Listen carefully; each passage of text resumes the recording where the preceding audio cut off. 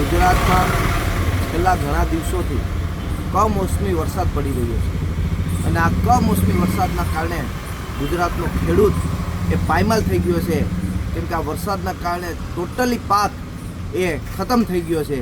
અને આપણે સૌ જાણીએ છીએ કે જે ખેડૂત પોતાની ખેતી કરી અને સમગ્ર ઘરનો ગુજરાન ચલાવતો હોય છે, ત્યારે આ ખેડૂતનો પાક એ નાશ પામવાથી આજે જગતનો તાત ખેડૂત એ રોડ ઉપર આવી ગયો છે.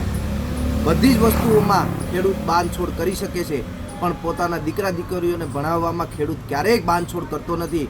નબળા કપડાં પહેરી લેશે, એક ટાઈમ જમશે નહીં તો પણ એ ખેડૂત ચલાવી લેશે, પણ જ્યારે પોતાના દીકરા દીકરીઓને ભણવાનો સવાલ હોય છે ત્યારે આ ખેડૂત તેમાં કોઈ બાંધછોડ કરતો નથી.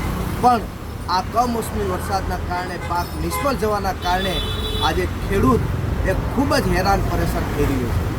એક વિદ્યાર્થી સંગઠન તરીકે આજે અમે સરકારને એક માંગ કરીએ છીએ કે જે આ ખેડૂતોનો પાક નિષ્ફળ ગયો છે, ખેડૂતો પાયમાલ થયા છે, એ ખેડૂતોના દીકરા દીકરીઓની 1 વર્ષની ફી એ સ્કોલરશિપ પેટે સરકાર ચૂકવે, જેનાથી આ ખેડૂતને થોડી ઘણી પણ એક રાહત મળે એવી એક માંગ છે. કેમ કે અત્યારે જગતનો તાત એ ખૂબ જ હેરાન થઈ રહ્યો છે. અત્યારે ખેડૂત પાસે કાંઈ જ નથી, ત્યારે સરકાર એની વારે આવી અને એના દીકરા દીકરીઓની જેમ SC/STના વિદ્યાર્થીઓને સ્કોલરશિપ મળે છે, તેમાં ખેડૂતના દીકરાને પણ 1 વર્ષની સ્કોલરશિપ આપી અને સંપૂર્ણ ફી એની ભણતરની એ સરકાર ચૂકવે એવી એક NSUના સંગઠન તરીકે અમે માંગ કરીએ છીએ.